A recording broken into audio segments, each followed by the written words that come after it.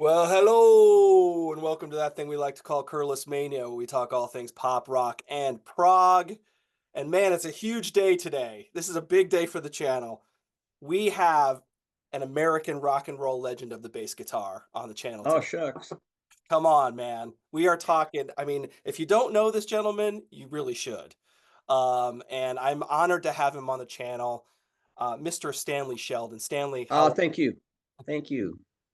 It's great to be here with you guys, whoever's watching. Yeah, absolutely. We're not live, but we will. I'm going to be posting this very soon. So, Cool. yep, yep. But no, it's great to have you on the channel. So thank you so much for joining me. And we have a lot to talk about. We're already getting into good stuff before we even hit record. So, we're talking about What? Kansas because that is where Stanley grew up, and he's still there. And Yeah. yeah, so. So, yeah, why don't you think about what we should start with? Well, let's start real quick. I mean, let's start. My first question was kind of like, what got you started in music? What did you have a musical family? Some people have these musical parents, some people just get into it themselves. What was the first music that kind of turned you on when you were younger? That kind of stuff. My parents weren't, they loved music, but no one was really studying music in my family. My younger brother played violin a little bit in school. And, you know, my older brother played trumpet, but there was really no uh, push for us to be musicians, in other words. But I think we all loved music. Everybody, I've got four brothers, three brothers and one sister. So there's five of us. Everybody loves music. But I had a cousin. I have a cousin. We were the same age. We were both born in 1950. Our mothers are sisters down in Ottawa.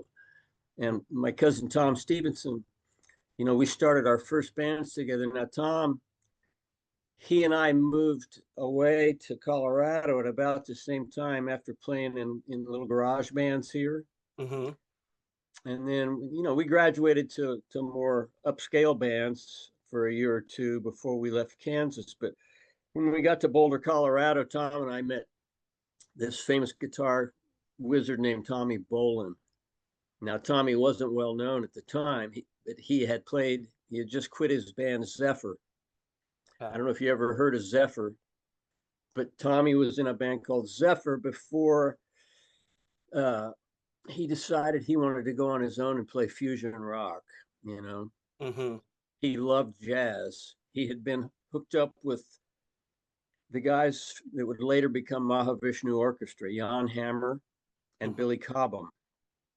I'm trying to give you the nutshell version. So Billy Cobham, Tommy met them early on before Billy did. Yeah, there you go. Yeah, ends up on this Before one. Yeah. before Tommy made that album, The Legend That It Is, Hmm. and even Billy Cobham talks about Tommy being the star of that album. And the lead Exactly. stars on it. Exactly. There's great players on it, but It became like Tommy Bolin's resume, basically. you can't go to the Berklee School of Music unless you've gone through that record. Yeah, exactly. Exactly. It's Yeah, a guitar player's kind of rite of passage, for that sure. album. Yeah. Absolutely. And then Tommy, so he was into that stuff early before he did that album, and before even Mahavishnu was put together. Tommy was recording with Billy and Jan Hammer in Right. a jazz scene with this flute player named Jeremy Steig. Now, Hmm. this nobody knows who Jeremy Steig was, but except for jazz guys in New York. Right. But Right. he was also playing this deep fusion, odd meter stuff in 1971 and two and three, when Tommy was making records at Electric Lady with Zephyr, his other band. Nice. Okay. Okay. So he met all these guys. At the same time, Mike Finnegan, another guy from Kansas, played organ. He's a legend here, Mike, and a legend in the music world now. But he played on Rainy Day with Jimi Hendrix at Electric Lady. Oh, That's nice. that's Nice. Mike. That's this famous session player named Mike Finnegan, Yeah, and who he didn't he play with Crosby, Stills and Nash too? only for 40 years. Yeah, exactly. That's how I know him. Yeah. Yeah, and he also was the musical director for Etta James, Taj Mahal, uh, Dave Mason. Yeah, Dave Mason. Right, right. Yep. So when he got to LA, he got snatched up by all those guys because they knew what a uh, powerful Hammond B3 player he was. But not only that, he's probably the one of the greatest blues singer that's ever lived. If you've Right. never heard, you've probably heard him. I think I've heard him because didn't they say that like when I again I know him from Crosby, Stills and Nash, and like when Crosby was deep into his addiction and having problems, they were like, Finnegan, you be Crosby. I mean that's to me it's like you're saying he could sing like Crosby. That's pretty awesome. You I know? mean, get on YouTube and listen to him sometimes singing with, because they would let him sing a blues song every night. Right. Stephen would, when he'd go on the road with Stephen Stills' solo band too. Okay. Okay. Got it. When Yeah. Joe Vitale was the drummer and all these other guys that I ended up knowing. But Finnegan was from he was from here in Kansas, so he was already a legend to us boys growing up in Wow. Kansas. Wow. So he was amazing, and he just passed away last year, 2 years ago. But so Tommy was in New York, working with these cats. Finnegan was kind of out there at the same time, meeting Hendrix and doing that thing. But Tommy had met all these the jazz cats. Right. Right. When he got back to Boulder, right after my cousin Tom and I moved there, my cousin played Hammond B3 as well. That's kind of what he was a keyboard guy. Have you heard of my cousin? He played with Joe Walsh later on. He left Tommy's band to play with Barnstorm. Barnstorm. Yeah. Right. Right. So my Yes. cousin Yep. played with Joe Walsh, and then he played with a few other people. Because Most Boulder was notably, kind of a hot spot at one point, right? It was like a musical hotspot, right, at that time. actually, Boulder, there was no place on earth where you could have, where a musician could have had a better chance of meeting people. It was a real mecca. Yeah. Absolutely. I mean, well, Jim Gershio from Chicago had moved there and built this famous studio in the mountains called Caribou Caribou. Ranch. Exactly. Right. And then Right. all these people, John Lennon, Elton John, people in Chicago, because he managed Chicago. He also managed the Beach Boys. This guy that built the studio, Jim Gershio. Yes.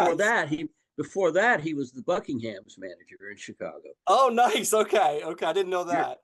you're young, but he handled the Buckinghams. I've heard of him. I mean, I know that like didn't Dennis Wilson do his solo record at Caribou and yeah. Right. Yeah. Yeah.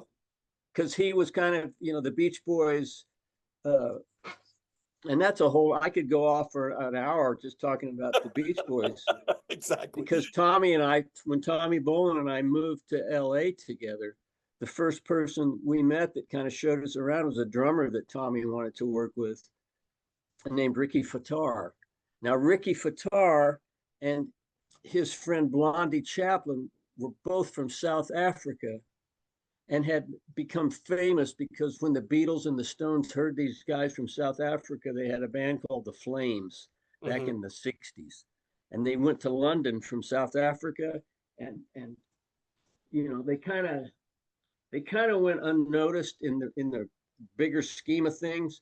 But Jagger and the Beatles all heard this band. And who are these guys? They're just amazing. Yeah. Yeah. So they convinced them that to move to LA, and Ricky Fattar and Blondie moved to LA together and were snatched up immediately by the Beach Boys, by Yes. Carl Wilson, Dennis Yeah. Wilson, Carl, and Brian. And then Blondie sang the famous song Sail on Sailor. Yeah. Holland. Holland's a great record, man. Well, Love that.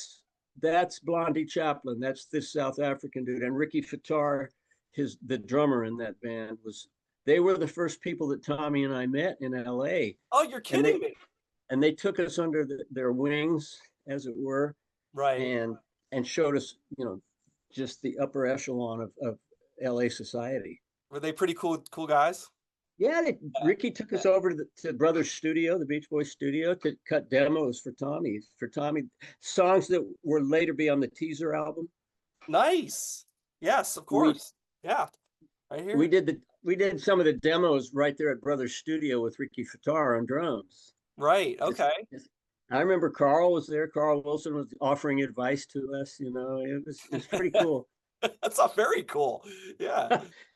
But I don't know if I'm getting ahead of myself or not. But Oh, it's all of okay. this happened. All of this happened so fast once we got to Boulder.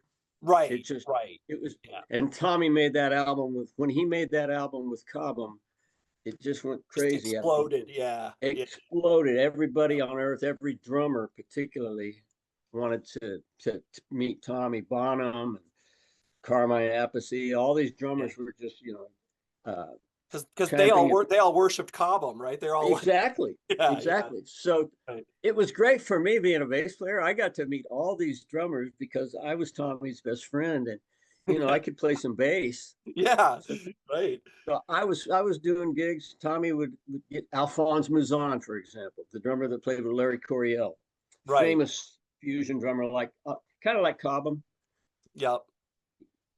even louder, if you can believe it. He Wow, played you're kidding. louder than Billy Good Cobham. Lord. So anyway, yeah, when we got to LA, Tommy was already famous because of that album. And So, then I got an audition with Frampton, and he got the audition with Deep Purple. But before that, back in Boulder, Joe Walsh was also living in Boulder. And that's who my cousin Tom played with, right? right. When he left Tommy's band, he moved on with Joe Walsh. And then Tommy and I continued on. Max Carl came in from Nebraska, and Max is now fronting. He is now the front man, has been for 25 years for Grand Funk Railroad. Oh my God, it's all coming together. So But Max is another powerhouse singer, from the Midwest. And he and Finnegan worked together, Max and Mike Finnegan on more than one record. oh, you're kidding. Okay, so wow. All right, so this is crazy. All these connections from Boulder. It It's was like, pretty amazing. It's almost, it was happened so fast in 2 or 3 years, all this incestuous musical chairs. Everybody's playing with somebody and then they go play somebody else. well, But Tommy and I were the two guys, the two of us, we stuck together through all of this and then made our move to LA in 74. okay, okay. So And then did you guys play in a band called Energy together? yeah, that was the band in Boulder where we were playing this strange fusion instrumental music.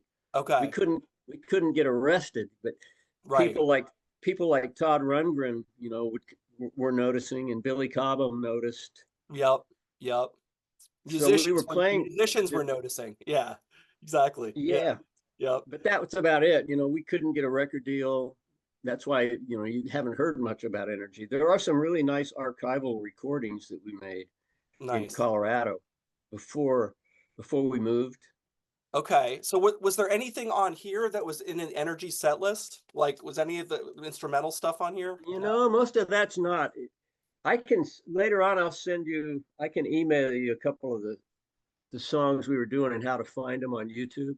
Oh, nice. Okay, okay, great. Because they're not on records. They did release some CDs under the Tommy Bolin archives, and they Oh, okay, released them.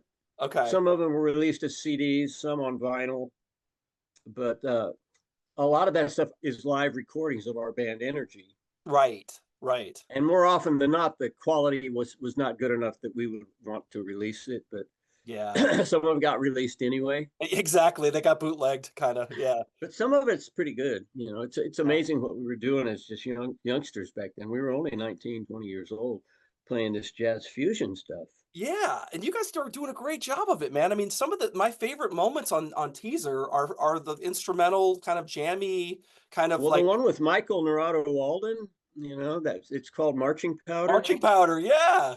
I mean, it's just an amazing. Check out, Narado Michael Walden's drum solo on that song. It's amazing. That song burns, and Homeward Strut and the Grind. I like. I mean, teaser, the title track. I mean, I like all the ones that kind of rock and are a little more fusiony. Those are the Yeah. songs I really like on that record. Of Tommy's two solo albums, that's my favorite. Not because I'm on it, but I think the songs were better, and the musicianship was just, he had a who's who of jazz fusion stars. Jan Hammer, Dave Sanborn, the Sanborn, Brecker Brothers, yeah. Brecker Brothers. Yep. I mean, and It's so like I got to meet all these. yeah. Fusion heaven. Yeah. Well, we did half of it in L.A. with Jeff Porcaro on drums, and Okay. we did the other half in New York at Electric Lady, and this was all while I was with Frampton. Tommy was with Deep Purple. Oh, We you came were back. already with Frampton when you made I this was record? already with Frampton. Yeah. Oh, Oh my God. Okay. Wow. But like you said, things moved a lot quicker back then, man. Things moved a lot faster. It's really hard for me to remember the exact order sometimes because it Yeah. was happening, just boom, boom, boom, boom. Yeah. I'm pretty good. My memory is pretty intact, but sometimes I can't remember which happened first. Tommy was with the James Gang for 2 years. Yeah. James Gang. I was just going to mention that. Right. Well, Right. I was starting to talk about that when we Yeah. were all together in Boulder. Joe Walsh had also just moved there. So Right. he put he Right. put his he put his new band together with Joe Vitale. That's where I met Joe, who later played with Frampton on drums too. Okay. Uh, I met Joe and Kenny Passarelli. Kenny was the bass player with Joe Walsh, Sure. and Yep. later with Elton John. Okay. Right. Right. So Kenny, we were all in Boulder at the same time. Oh, this is insane how many people were there. I mean, I recognize all of these names. This is insane. Yeah. Yeah, Wow. Wow. who else was there? Three Dog Night. Uh, Chicago was there a lot because and Stills Stephen Still did Bills. Yeah. his solo album he did there, Mm-hmm. his Yep. first one. Oh, I love his first solo record. I love Oh, that. it's an incredible record. Oh my God. Yeah, I always say Stills was on fire from the beginning, from the late 60s to the mid 70s. That guy was on fire. he's amazing. Hmm. He really is. So what was your memory of when you made Teaser? Like you said it was pretty quick. Like so it was two sessions, it was one in New York and one Yeah, basically, yeah. we did the first half in LA. It must have been 1970, early 75, because Tommy was already been hired by Deep Purple, Right. and I was on the road with Frampton. So we'd come back to LA and maybe have a few days off. Hmm. So we started the Teaser album there, and Tommy got Jeff Porcaro on drums for 2 or 3 tracks on the Teaser. On the title track, he plays on Homeward Strut. That's Jeff Porcaro, Beautiful. and a couple of others. And Beautiful. also, uh, David Foster came in. He was an unknown at the time and played piano on Dreamer. Yeah, nice. Nice. Did you notice his name's on there, I David did see Foster? that. Yes. Yeah. He had just arrived from Canada. He wasn't the famous guy he was going to be yet. He walked into the studio while we were jamming on a song. And he just, man, can I play on this? Yeah. And he was just a fresh faced young kid from Canada who just Right. showed up. It was like the week he arrived. Just blagged his way into the session. And Uh, then later on, he was produced in Chicago. yeah. So was it fun to play with Picaro? Must have been. Yeah, Jeff was we hit it off right off the bat. He was like a brother. We knew immediately we had chemistry. Yeah, he was just a great guy. Yeah. So I'm glad I would have loved to play with him more. When I was playing with Warren Zevon a few years later, Right. Jeff had been the drummer I never made a record with Warren. I was hired to do the live tour for the Excitable Boy tour. Got it. Okay. So I was playing bass on the road with Warren for 2 years, playing all the songs that Jeff had played on with Warren, because he played on both of Warren's albums, Okay. Okay. Nice. Warren's most famous albums, Right. Like, yeah, Excitable Boy. Right. and Yeah. the one right before Yeah. it was just called Warren Zevon. Right. Right. And Jackson Brown also was involved in that one. Yes. So Yeah. Jackson, and then all these people that came into my life, Waddy Wachtel. I'm in a band. We started our own band called Ronin. I don't know if you know about Yes, I that did band. know that. It's like sort of a super group of sorts. Yeah. Yes. Yeah. And we went back to Japan just 5 years ago. We hadn't played together for 40 years. Oh my And God. and Waddy had just been in Japan with the Immediate Family. You heard about them, right? No, I don't know that. I don't know what that is. The Immediate Family is part 2 of the Wrecking Crew. Oh, okay. Okay. So they made the documentary The Wrecking Crew, which you probably have seen. Seen that. Yep. Yep. All right, well, they made part 2, the same director. When the baton got passed from the 60s session stars to the 70s session stars, that's the Immediate Family. Got And it. Okay. that's Russ Kunkel, Waddy Wachtel, Leland Sklar. And these were the guys. There's a couple of others, Danny Cooch, And Cooch. Right. Right. Yep. Korchmar. So all these guys were called, they were like the 70s They were like the Wrecking soft Crew. rock brigade. Like they did all the James Taylor stuff, right? Well, they did James, Linda, Jackson, J.D. Souther. Yeah. Yes. Yep. Yeah. So it was just this handful of musicians. So yeah, if you get a chance, watch part two. It's the same director that did the Wrecking Crew. Oh, I'm gonna love It, that. I'm gonna check that out for sure. so I Yeah. met Waddy, playing with Warren. Rick Murata, it was the one that brought me in because Rick was a drummer that had played with Frampton. All these drummers I got to play with Frampton. Later on, they'd call me up. So Ricky called me when they needed a bass player for the Warren Zevon tour.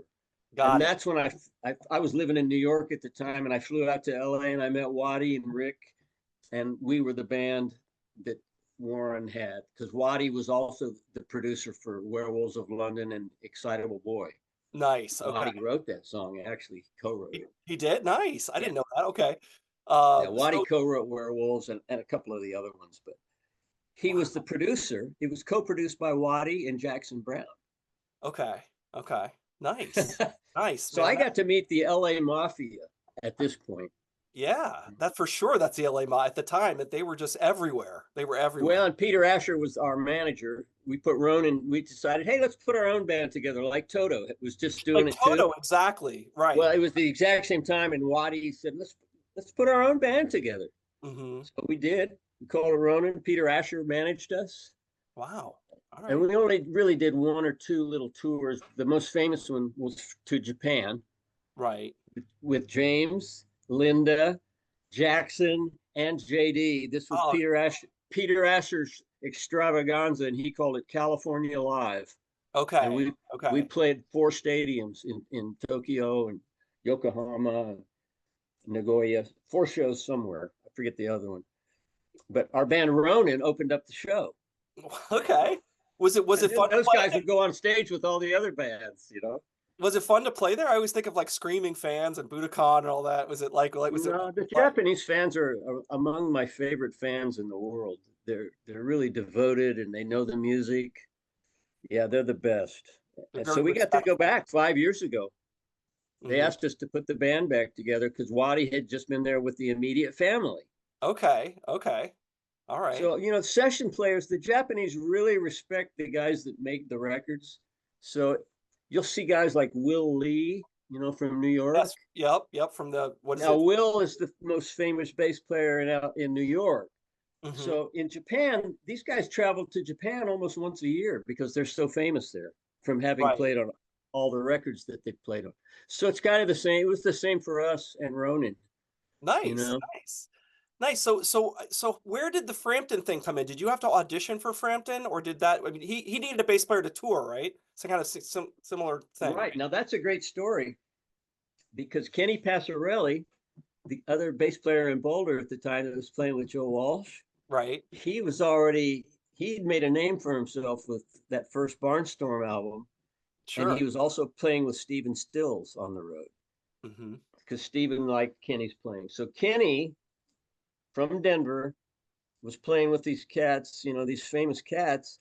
And Peter knew who Peter Frampton back in England, he was in New York at this point, knew who Kenny was and wanted to get Kenny to be the bass player. So he called Kenny. Kenny couldn't do it. He said, you should try this guy, Stanley Sheldon. Nice. And he gave me Peter's number. Back then, you just get somebody's number. He gave It's me just his like number. here's his number. Let's call him. I, Yeah. so I called up Peter at the Beverly Wilshire Hotel. Okay.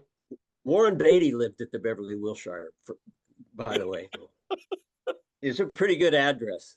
Right. Right. And I was living in LA at the time. Tommy and I had just moved out there. Okay. Okay. Now, I got an audition with Frampton because of Kenny.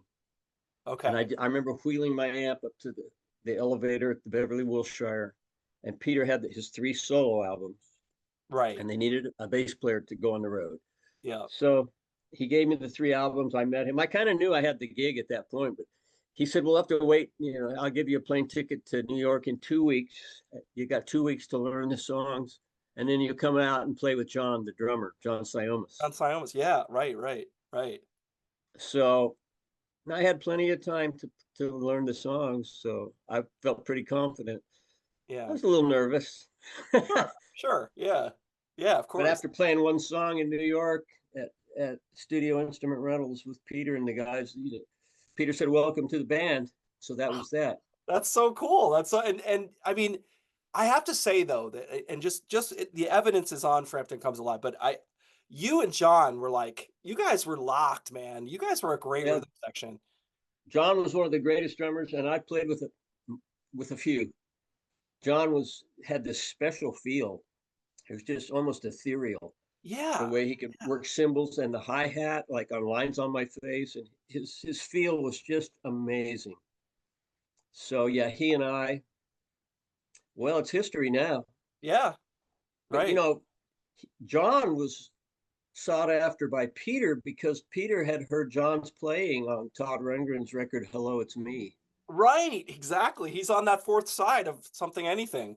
Yeah, That's right. And yeah. so, I have a Todd Rundgren story, and I'm going to see him next year on this cruise I'm doing with Grand Funk because Todd's on it. But I remember Todd picked Tommy and I up at the Continental Hyatt House on the Sunset The Strip, Riot House.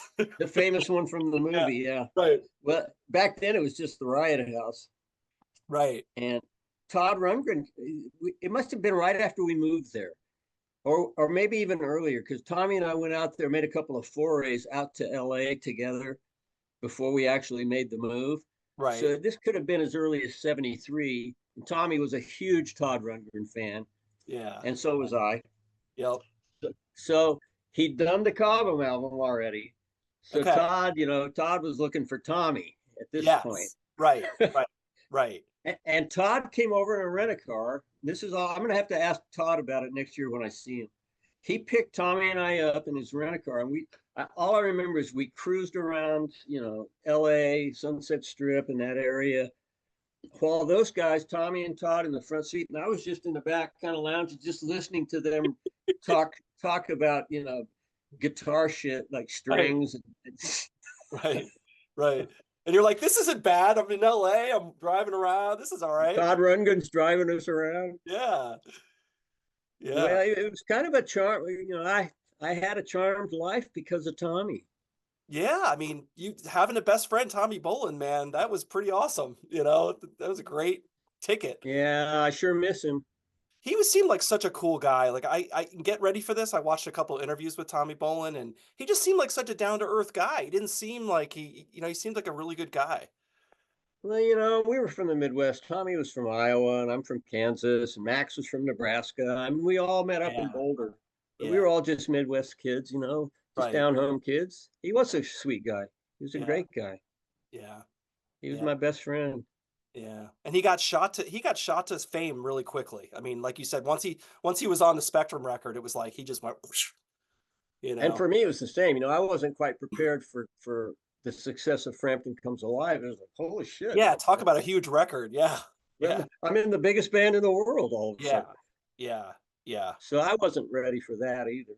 Yeah. So, that's kind of what was the problem, in Tommy's early demise was we weren't quite grown up yet. We really weren't thinking clearly. We were doing way too many drugs. Yeah. Yeah. That's So unfortunately, Tommy didn't make it through that. I got lucky and somehow I got through that, yeah. because I had my share of toxic behavior. But do you think did you have a stop button? Because we talk about some people don't have a stop button and some people do. You know what I mean? Like, did you have Well, I that? didn't. No? I went through my own personal hell just to get my health back. Yeah. Yeah. That's when I first moved back here to Kansas. I was just completely in a vortex. I'd spiraled out of control. Oh And man. this was after a couple of albums with Peter and after the Warren Zevon tour. Right. Right. And so all this drug abuse and drinking, it just finally caught up with me. And I had to step away from it for about 10 years. Okay. And I actually spent 10 years at the university here. Worked That's on a right. master Yeah, that's right. It's something about that on your Wikipedia. It said you went back to Latin school. American studies. Yeah. And now I'm Right. deeply into Latin jazz. Right. Right. Yes. Well, Afro-Cuban rhythms. well, you do that a little bit. I mean, this is jumping way ahead, but you do a little bit of that on this record, right? Well, that's true. We do a little Yeah. Latin flavored thing, but I Yeah. think more to the point is my style is kind of an Afro-Cuban funky we didn't know it was called Afro-Cuban back then, but the bass player that all us bass players were copying was James Jamerson Right. from, from Motown. Motown, And right. he Yeah. was playing Afro-Cuban syncopation.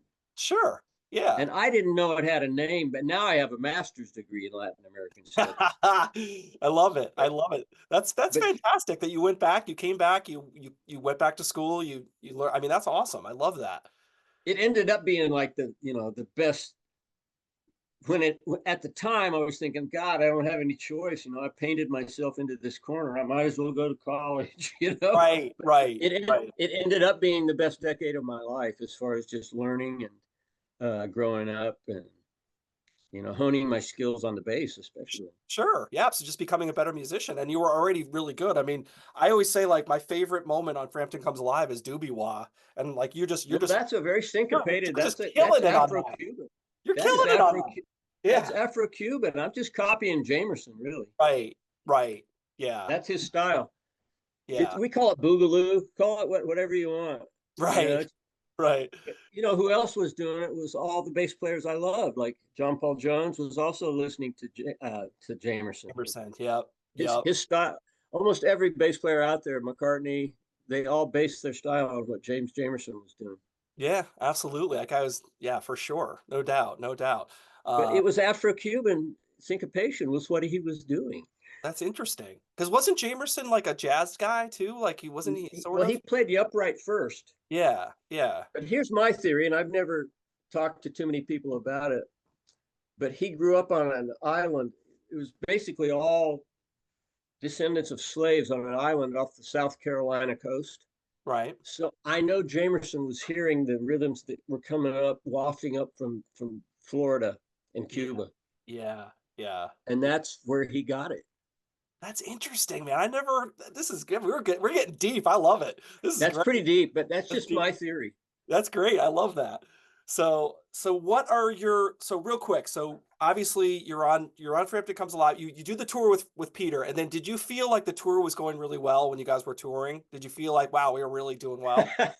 Well, after we heard the recording we made at Winterland, we knew we were going pretty well. Yeah. Yeah. Before that, and this all happened really fast too, within Right. months. Right. Right. Yeah, I mean, we recorded Frampton Comes Alive after I'd only been in the band for couldn't have been more than 6 weeks. Oh my God, that's insane. That is But crazy. that's why it captured us at our freshest. Right. Right. We Right. weren't, Yeah. the material was fresh, Yep. and we were excited to be out there together. Siomas, his drug problems hadn't really made his playing any worse yet. Right. Right. It Right. would pretty Would quickly. eventually. Yeah. Yeah. Yeah. And that's how I met all these incredible drummers, because John had to be replaced every other Oh. week. Oh. Got it. Got it. Okay. Okay. Now, if I give you the short list of drummers that came in, you'll be amazed.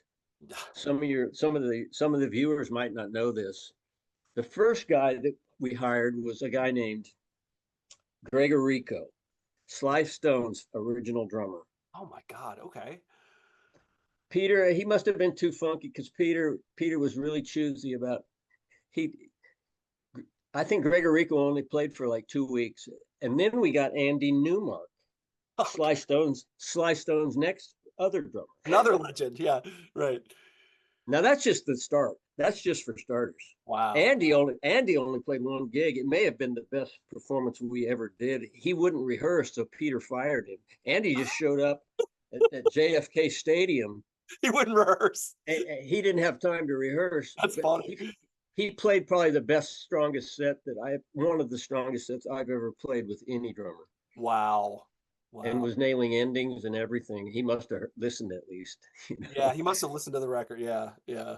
But after that, after Andy did his gig, Right. the next drummer that came in was Rick Marotta. Oh my God. Now, this proved very fortuitous for me, because Rick would later on call me to do the Warren Zevon gig, Yeah. Okay. Okay. because Great. he played on Excitable Boy.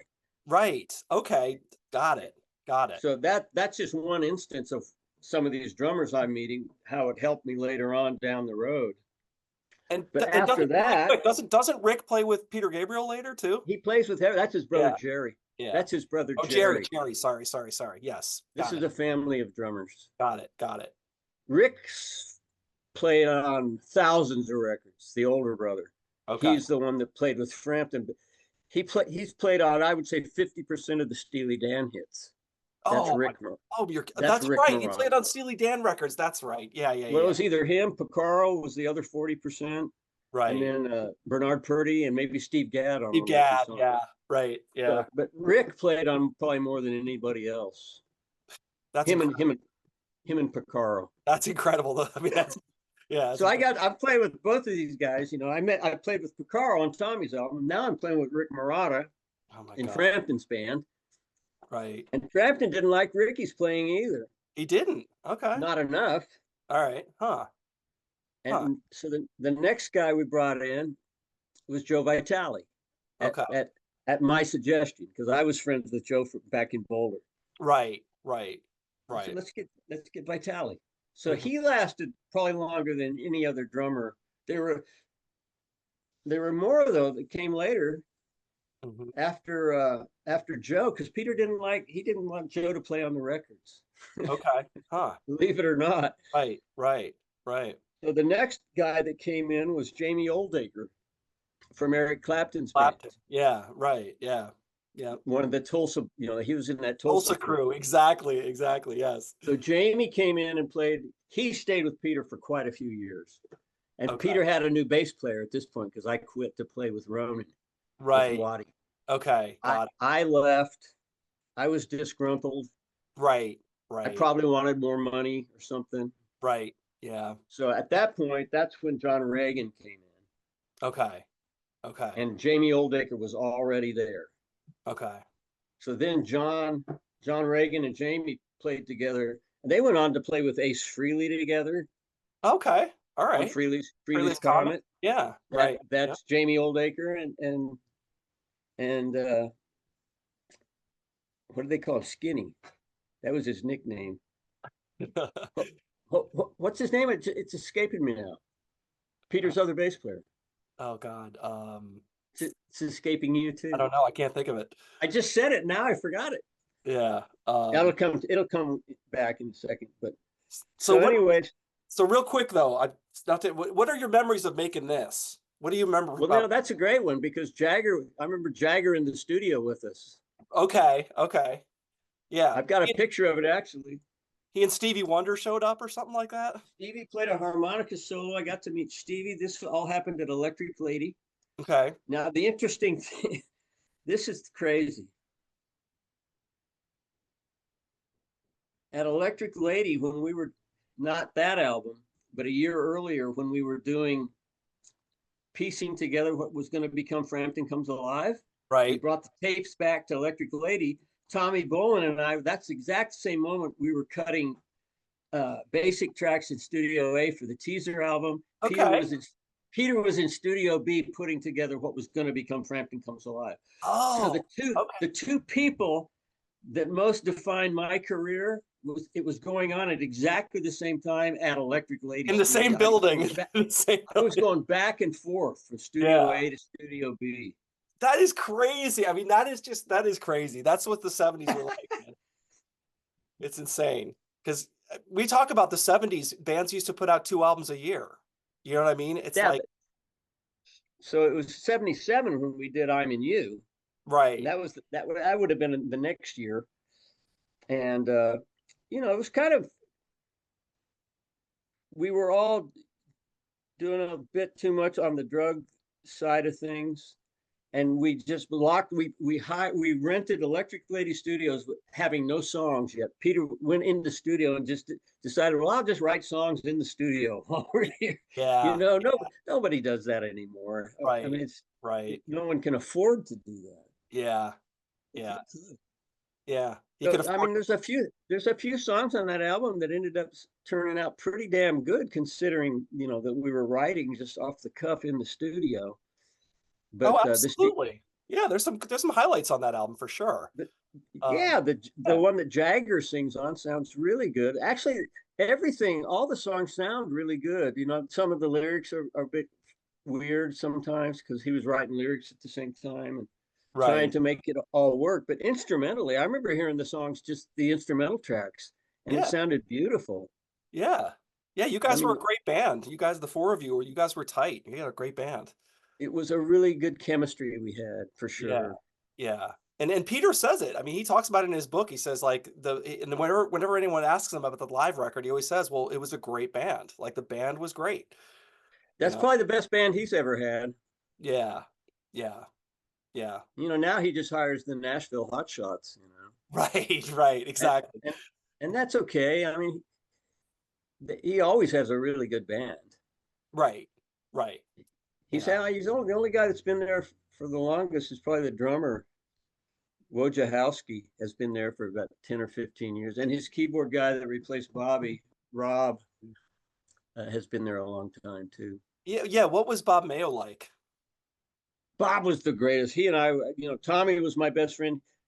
Bobby was just like that. When I joined the Frampton band, Bobby and I we hooked up and just latched on. We loved each other. And Yeah. I'd spend the night at his house and come off the road. I remember he'd take me up to Yonkers to his family's home. This was before Comes Alive came out. Right, right. So we were just touring, coming home sometimes, often back to the East Coast with only a day or two off, and I'd go up to Bobby's house. But Yeah. we got really close, and man, he was just one of the most gifted musicians I've ever worked with. Yeah. And Yeah. anybody that worked with him says the same thing. Yeah. Not only was he a genius on keyboards, born with perfect pitch, he Right. could tell you what's that note, Bobby? E flat. So he had perfect pitch. Yeah. He Right. was in a car accident and hurt his knuckles on his right hand. Uh-huh. So he switched. He taught himself how to play guitar because sometimes he would get so tired because he lost all the knuckles on that right hand. Oh my But God. Okay. he could still play like he did. Right. Right. But he would get tired and he'd switch to guitar. He was just as amazing on guitar as Yeah. he was on keyboards. If you He ask just him seemed on like such rhythm a guitar, natural musician, you know? He's just a natural. he was, and then it was not a big secret. He got hired up, by the best of the best. Foreigner hired him for years, and then Hall and Oates, Right. Robert Plant. Robert Oh, I Plant didn't know hired him. Plant did. Okay. He did that tour. Remember the record Big Log when that was a hit. That Yeah, album. Principle of Moments. Yeah. And Yeah. who was that Yeah. guitar player? Robbie somebody. Robbie Blunt. Yeah. Thank you. So Yeah. Bobby was in that band, that Right. touring band for Okay. that record. Interesting. Okay. Yeah. Nice. Nice. Uh, But he just seemed like a cool guy and such a great musician, you know? he was my best friend in the Frampton band for sure. Yeah. Yeah. And then what do you remember about this album? I mean, was this kind of a weird record to make? It was. We made that one in L.A. and that was probably when I was really getting it to be in the worst throes of my addiction. Okay. But Okay. I remember, I was still able to play, and Sure. Bobby was pretty bad too. We were all doing way too many drugs. But that's where we met Jamie and started playing with Jamie Oldacre. Was Okay. on that record. Okay. Got it. And Got it. Peter he brought in the Tower of Power horn section on some of the stuff because Peter always wanted to play funky stuff. Yes. Right. Okay. He Interesting. got the Tower of Power guys that played. You know that one song? It's called oh, I can't remember the name of it now. Quack Quack or Where I Should Be. Maybe it's Where I Should Be. Maybe it's the title track. Title track. But there's a great horn section part on it, and it's just really some of there's songs that didn't become hits, but they were great songs.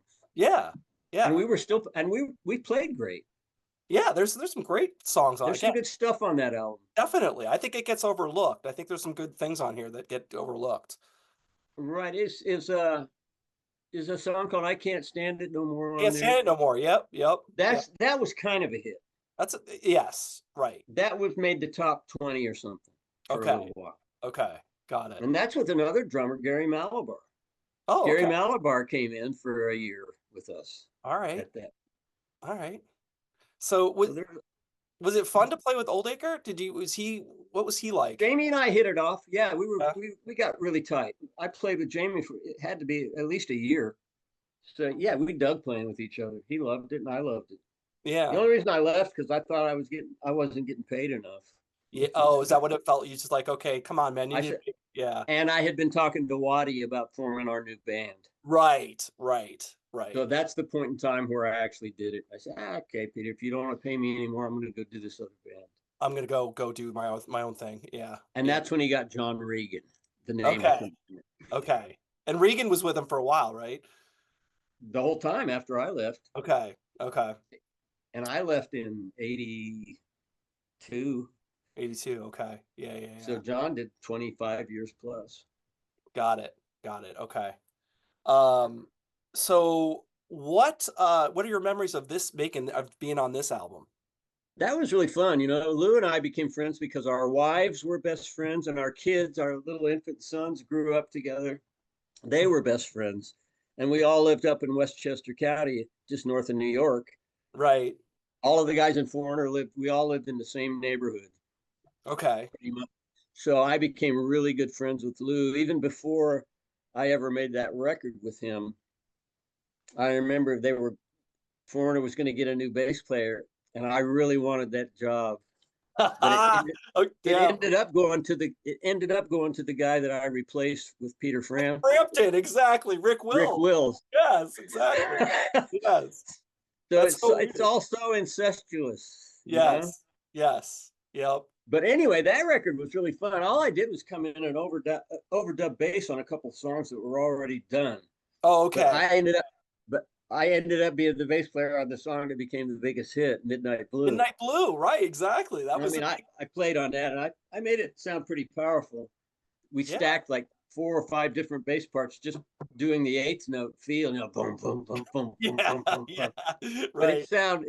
it's a great sounding record. Really thick. It does sound good. I listened to this and getting ready for this. I listened to this again, and I was like, That's a great record. this is a good album. This is a really good record. Like, He, you Lou know, had a really great producer. I forget the producer's name, but yeah, Pat, it was fun making. Pat Moran. Is that? Pat Moran is a British dude. Yeah. And we made the record. We actually recorded it over in New Jersey somewhere across the river from where we lived. But it was fun. I love that record. Yeah. I mean, Lou Gramm is talk about a powerhouse vocalist. I mean, the dude is like, God. I tell people I don't think there was ever a singer in rock more powerful. I think he was the most powerful voice that ever existed. Yeah. Yeah. And he was just copying the one that he thought was the most powerful, which was Paul Rogers. Right. So Right. Lou's style is based on Paul Rogers' style, Yeah. which is based on all the black blues All the giants from blues. here. Exactly. Right. Right. So Lou was really just a blues singer, Yeah. but he had this range, man. He could hit those notes, Yeah. and it was so bluesy. I mean, you got the other guy, Stephen from Journey, Steve Perry. Yeah. Right. Steve Perry, but Lou is way funkier, man. It just Yeah. Lou's got a little more grit. You know what I mean? he's Lou's got a got. more harder edge. It's because of the blues style and that Paul Rogers thing. Yes. Exactly. Steve Perry was copying more Sam Cooke, which was that smooth, you send me. He was doing Totally. that. Yes. Yes. Like very clean and And precise. you know who else copied Sam Cooke? Almost identical, and I'm sure would admit it was Rod Stewart. Yeah. Oh, yeah. If For you sure. listen to Rod Stewart and Steve Perry, they're both just doing their best imitation of Sam Cooke. Yeah. Yeah. I mean, Rod even Listen sometime. yeah, Rod did some covers, right? Rod did Dancing the Night Away and right. All right. Yeah. So, So we all loved Sam Cooke. Shit. oh God, who doesn't? I mean, come on, that guy was awesome. It was unbelievable. So what a singer. So yeah, so you did like I've showed this earlier. So you must must have stayed in touch with Peter because you're on this record, Fingerprints, which I think is a great album. I Well, you love know what brought us together?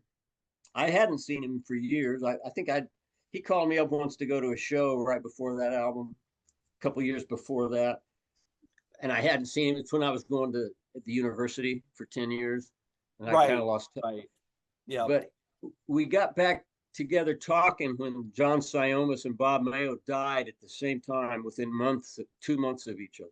that was in months. That was in. I didn't know that. That was within one in January, John in February. It was that quick. That's horrible. Ugh. And they were both pretty young, only in their 50s. Yeah, Yeah. or 40s maybe.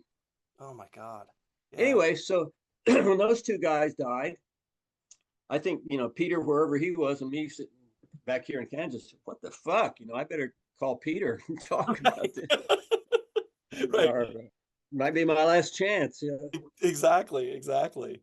So we started talking then at that point Right. again. Yeah. And that's when he invited me to come, and he had just finished that album. Okay. And Okay. you see all the guest stars on it. Oh, the million guest star. Yeah. Right. Right. Right. Right. And that's why it won the Grammy that year for Best Pop Instrumental Album of the Year. But Right. he called me on the last song because he knew I liked the Latin thing, and he'd written a little Latin figure. So Okay. we we collaborated on that last song.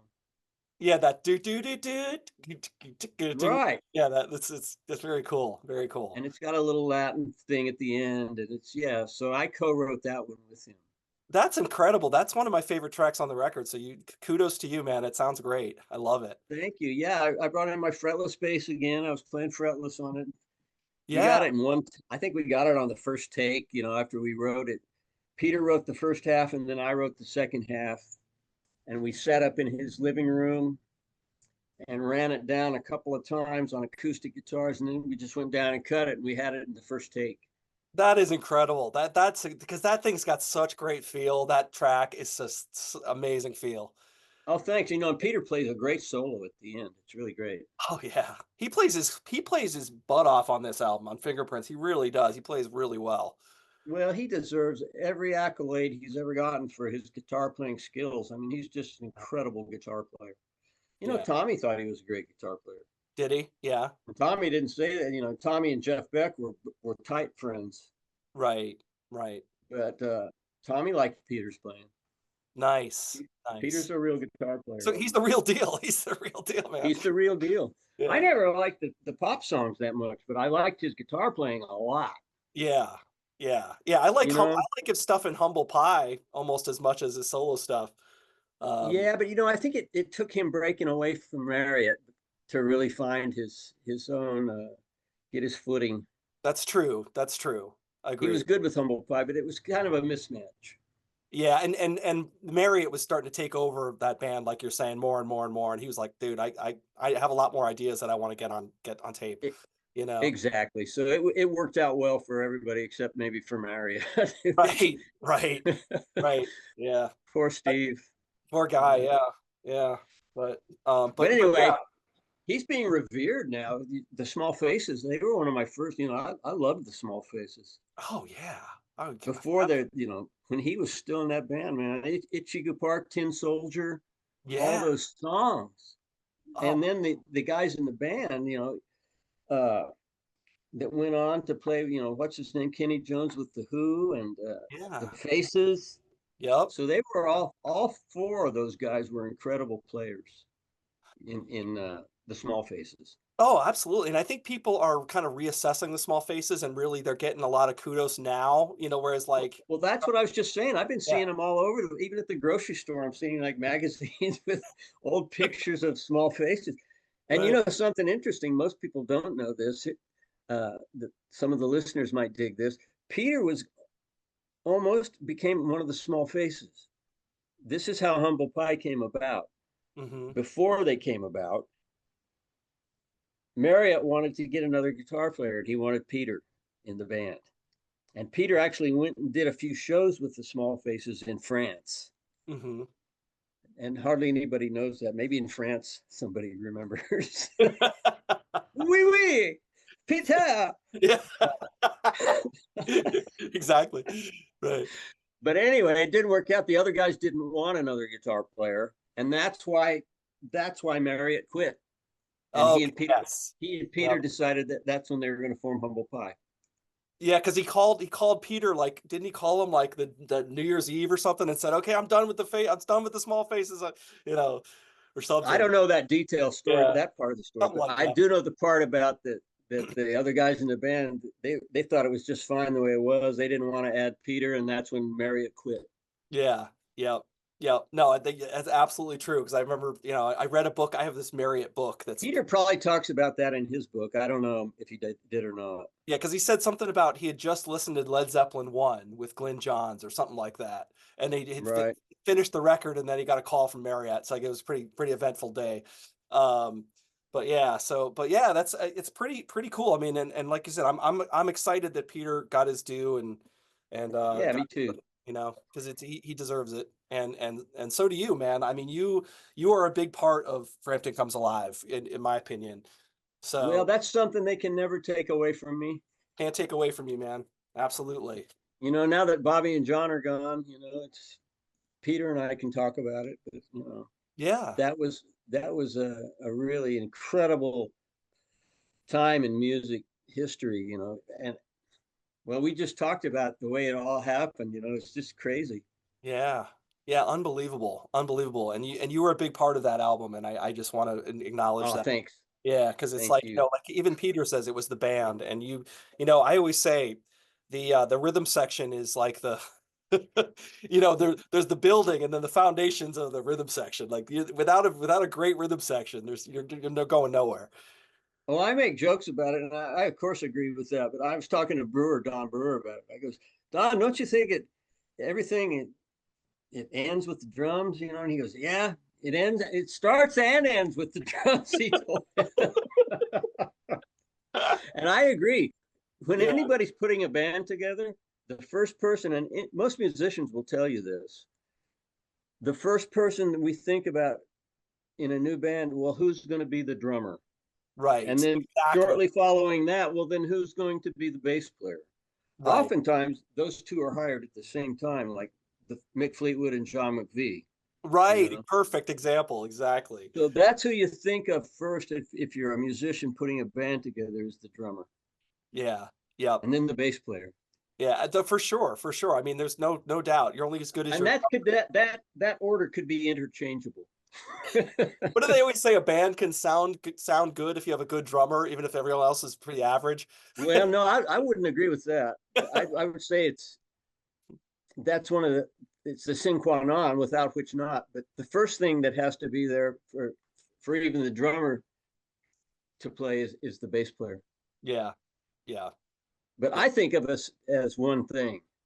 yeah. You I mean, know, you guys are like this. I mean, on that album, you guys are, and it's like that's just what makes it. And you like you said, there's many examples of that. John Paul Jones and Bonham, and like you but said, yeah, I mean, if you can just pick any band, any style, any time in music history, and it's the bass and drums that everything is built on top of that. yeah, yeah, for sure, But for sure. there's different ways things can be put together. But man, bass and drums, pretty important. No doubt, no doubt. So I'm going to let you. I don't want to keep you all night. I appreciate you Hey, I've taking. enjoyed this. This has been fun. Yeah, I just one last thing, and then I'll let you go. And that is, you mentioned Grand Funk, and I have to bring it up because I'm from pretty close to Flint. So That's Flint, right. so you brought up that you had played for many years with Grand Funk Railroad, and maybe playing in the future with them. Well, I know I've been hired to do the cruise, Mhm. because Mel doesn't have a passport, so I have to do, I'm going to do. It's called the Rock and Romance Cruise. Todd Brilliant. Rundgren is on it. It's May of 2027 next year. Okay. It's a year from now, basically, and Todd Rundgren's on it. Look at the lineup. You can find it. Rock and Romance Tour. Awesome. And you're doing it. You're gonna do. It's gonna be It's a a week cruise. long, and there's like 20 bands. We're flying in for just half of it, 3 or 4 Okay. days. Okay. Most of these cruises last a week. They last Right. 1 week. Right. The last one I did, I ran into Greg Rico because Sly and the Family Stone were there. Nice. So Nice. Greg was on this one. This one was called The Legends of Rock, and Frampton was also on it. That's how I first met Brewer and Max, my buddy Max, who's now the lead singer. Right. We were all on this cruise together. This was 2015, 10 years ago. So that's when Max and I reconnected because Grand Funk was on there. Greg Allman did his last show on that cruise before he died. Hmm. And then we were on it. Who else? America was on that cruise. Okay. All right. And this was like, they did like 4 or 5 of them in sequential years called Legends of Rock. Okay. Okay. That was one cruise called, now they have a new one called Rock and Romance, Right. Right. Yeah. whatever that means. And so there's a lot of, there's softer rock on some of the bands. Right. Right. Some like America, that type of deal. Sure. Sure. Like softer rock kind of stuff. So Yeah. rock and romance. Right. They might play So look at the Muskrat Ball. lineup. I'll send it to you. Right. Okay. Cool. Cool. Cool. Well, that is awesome. So I think that's a great way to end it. So, because you're still playing, you're going to be playing in the future. I think that's amazing. So happy to hear that. I'm happy too, man. It's great to be able to still play at my age and still go out there and hang out with my buddies. It's great. Yeah. Music is like the constant. It's just something that can stay with you. You can do it forever. That's what's so great about music, you know? It's a beautiful thing, Yeah. art. Yeah. Absolutely. Absolutely. Well, Stanley, All thank right. you so much, man. Thank you so much for doing this. I appreciate it. It's my pleasure. Really Yeah. enjoyed it. Yeah, definitely. Well, uh, thanks again. And if you're with us this long, we appreciate you. Go listen to Frampton Comes Alive for its 50th anniversary, which is unbelievable. How is that possible? But man, without this gentleman, that album wouldn't have happened. So definitely go check it out. Give it another listen. And I Stanley, might even listen to it yeah, exactly. Come on, put it on the turntable for old time's sake. Why not? But yeah, but thanks again, Stanley, and we give us a like and subscribe if you like what you see. And thank you. We'll see you next time on Curless Mania. Take care. See ya. Bye, everybody.